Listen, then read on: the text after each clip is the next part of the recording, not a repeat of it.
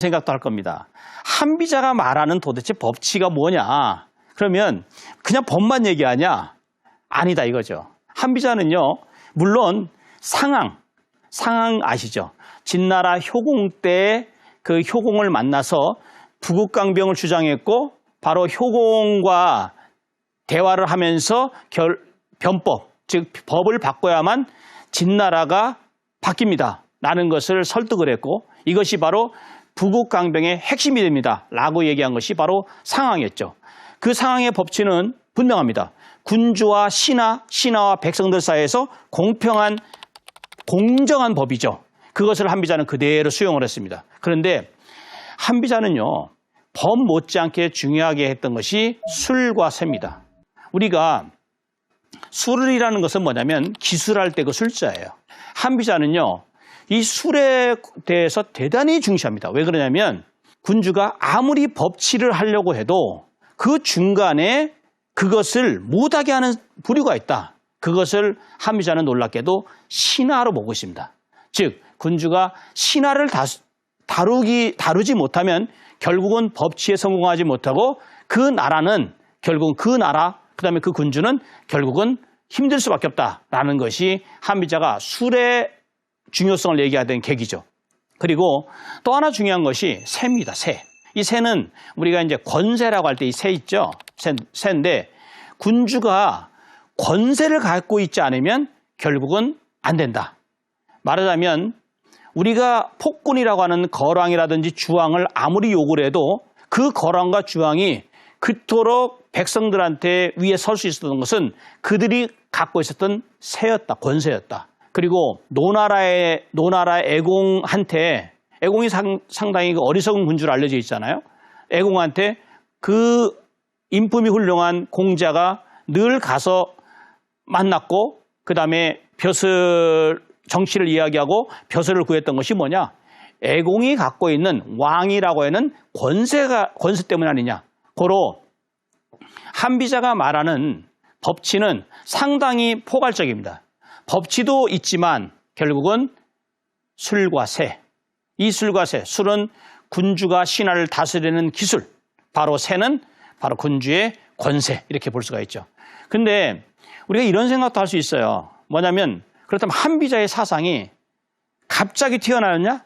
네, 천만의 얘기입니다. 한비자는요, 그 멀리 관중으로부터 나옵니다. 관중, 사유가. 물론 좀 멀다고 하지만 한 200~300년 전에 그 사상가죠. 관중이라는 사람이 제완공을 도와서 춘추호패를 만들 때 그 당시 제완공은 오로지 패권 정치를 통해서 해야 된다고 그랬는데 그때 관중이 내세웠던 것이 바로 뭐냐면 의식 족적지 영효. 의식이 좋게야만 영예와 치욕을 한다고 하는 그러한 얘기를 하면서 부국강병을 얘기하면서 결국은 그 제완공을 춘추호패를 만들었죠. 그 관중이 효시였고 이것은 사고전서에도 그 자부에서 법가로 관중을 분류한 데서 알 수 있습니다. 그리고 관중과 거의 뭐 동시대 사람이죠. 정나라의 자산. 정자산 같은 경우는 25년 동안 재상을 했는데 이 정나라는 그 초나라와 진나라 사이에서 거기도 이제 샌드위치의 국가거든요.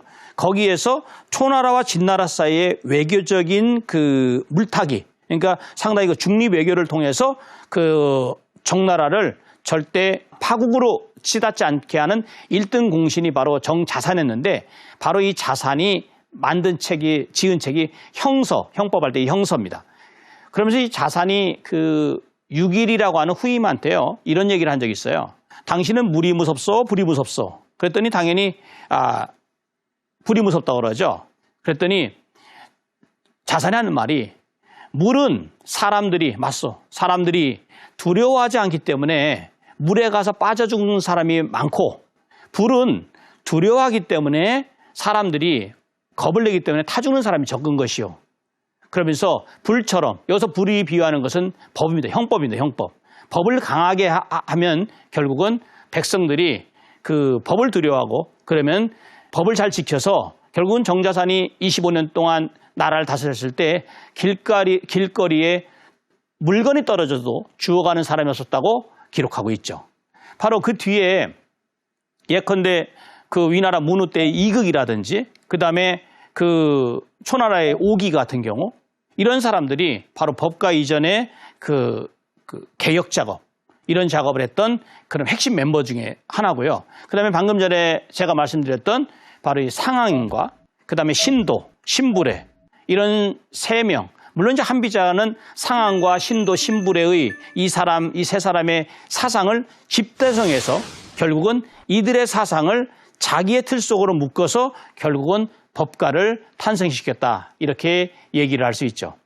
우리가 이제 그 상황을 얘기를 할 때 상황을 뭐 아까 제가 잠깐 말씀을 드렸지만 상황은 굉장히 그 아주 혁신적인 사람이죠. 근데 상황이 그 진나라 효공을 만났을 때 있죠. 그때 효공의 나이도 20대였었고요. 상황도 20대에 불과했습니다. 근데 맨 처음에 상황이 효공의 진심을 알지 못해서 세 번째까지 그 효공을 만나는 데까지 성공했는데 효공이 맨 처음에 만났을 때는 들은 척도 안 했고 두 번째 만났을 때는 그냥 듣긴 듣는데 꾸벅꾸벅 졸고 있었고 그 다음에 결국 네 번째 유세 때 결국은 개혁과 부국강병을 얘기하면서 효공이 그 상황을 결국은 만나서 밤새도록 얘기하죠.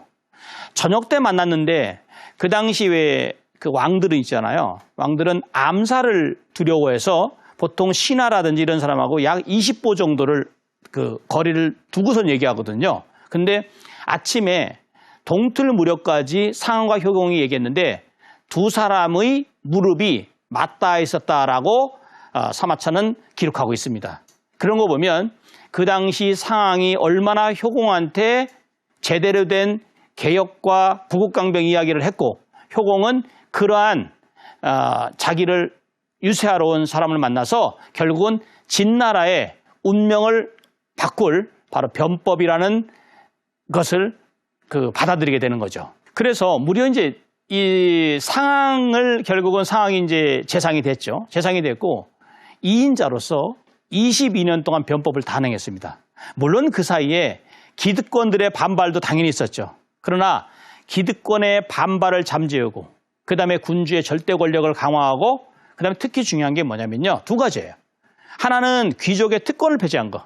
그러니까 말하자면 왕이 있고 그 밑에 신하가 있지만 그 왕과 신하들을 또 좌지우지하는 것은 그 진나라 때 있었던 귀족들의 결국은 그 권세가 막강했거든요. 그 특권들을 폐지했고 그 다음에 또 하나는 효공 12년 때 무슨 일을 했냐면 백성들에게요. 토지 사유제를 허가합니다.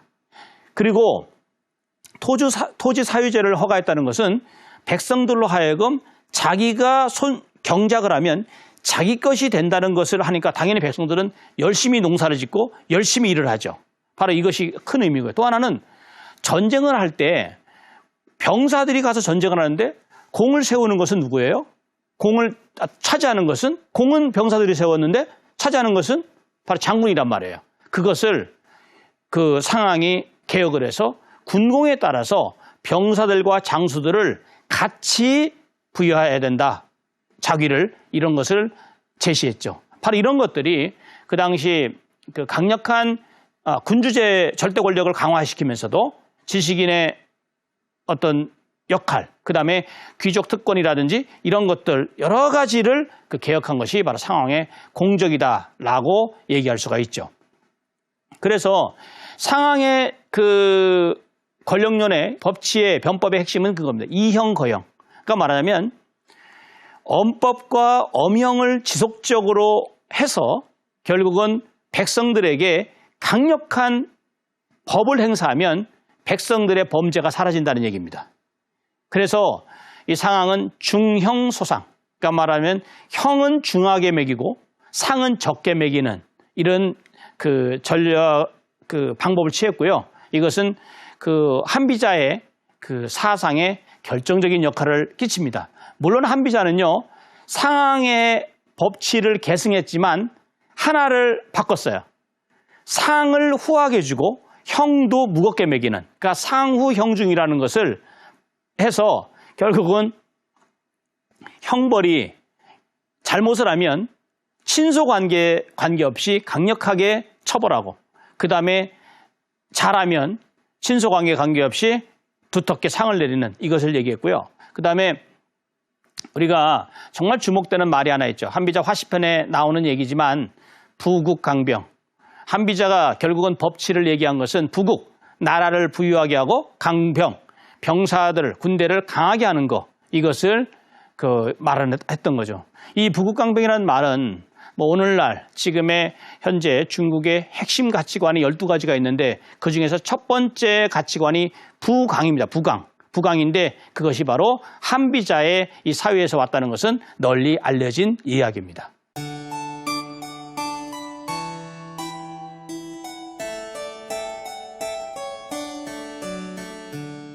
예, 시청자 여러분, 혹시 그 토끼를 기다리는 농부 이야기 아시죠?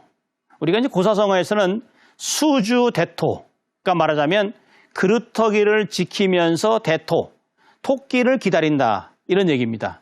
바로 한비자의 오두편에 나오는 말이죠. 송나라의 한 농부가 쟁기로 밭을 갈고 있어요. 밭을 가는데 그 농부가 밭을 가는데 그 밭 한가운데 나무의 그루터기가 있었단 말이에요. 그루터기에 갑자기 토끼라는 놈이 와가지고 딱 부딪혀서 목이 부러져서 죽어버렸어요. 그랬더니 농부가 어떻게 했을까요? 자기가 갈던 그 밭을 계속 갈았을까요? 아니면 옆에 있는 그 그루터기에 앉았을까요? 농부는 후자를 택했습니다. 결국은 밭을 갈던 쟁기를 옆에다 집어치우고 그때부터는 그래도 토끼가 오겠지 하면서 그루터기에 앉아 있었고 결국 끝까지 토끼는 왔을 리가 없죠. 그러니까 송나라 다른 사람들이 다 비웃었다는 그런 얘기입니다. 여기서 바로 그루터기를 옆에서 토끼를 기다리는 농부가 비유하는 건 뭐죠? 바로 현실 감각을 잃고, 즉 지금 세상이 바뀌었으면, 세상이 다르면, 새이죠. 세상이 다르면 일도 달라져야 되는데 과거에 현혹돼서 맨날 요임금, 순임금을 찾는 사실을 따져본다면 육아를 비판한 이야기도 됩니다. 그러니까 결국은 시대가 바뀌고 환경도 바뀌었는데 왜 과거로 지향을 하느냐, 과거로 돌아가려고 하느냐, 바로 복고를 반대한 거죠. 그래서 이런 것이 바로 한비자 사위의 대단히 중요한 맥락. 그러니까 말하자면 한비자 역사관은요, 변화하는 역사관입니다. 변화는. 그러니까 역사는 발전하는데 왜 사람은 과거로 지향을 하고 과거 속에서 무언가를 끄집어내려고 하느냐? 잘못되어 있다라는 얘기죠. 또 하나 예를 들으면요, 이런 예도 들어요. 뭐냐면 사람은요, 그릇된 판단을 많이 한다는 거예요. 우리가 이제 한비자가 예를 든 것은 이런 거거든요. 묵가를 봐라. 묵가는 사람이 죽었을 때 장례식을 할 때 겨울날에 사람이 죽으면 겨울옷을 그냥 입게 하고 여름날에 죽으면 여름옷을 그냥 입게 한다. 그 다음에 관도 좋은 관을 쓰지 않고 그냥 오동나무로 새치 정도, 그러니까 굉장히 좀 얇은 관이죠. 새치 정도 관을 쓰고, 그 다음에 상복 같은 경우도 석 달 동안 통틀어서 입는 상복을 석 달 동안 입힌다. 그런데 그거에 비해서 육아를 봐라. 육아는 굉장히 화려한 관을 쓰고 장례도 보통 후하게 하고, 그 다음에 심지어 염악을 지어서 3년 동안 그 옆에서 묘를 지키는 이러한 것을 한다. 결국은 묵가와 육아를 보면 한쪽은 소박하고 그 다음에 어찌 보면 청빈하게 정말 소탈한 장례를 치르는데 왜 세상에서는 육아를 얘기하면서 그렇게 해준 자식을 효자라고 일컫느냐. 즉 검약한 묵가보다 사치스러운 육아를 칭송하는 이 현실, 이러한 세상의 판단은 잘못되어 있다. 그러니까 말하자면 한비자는요, 그런 부분에서 강력하게 현실적인, 바로 시대에 맞는 그러한 상황에 맞는 그러한 것을 요구하는 거죠.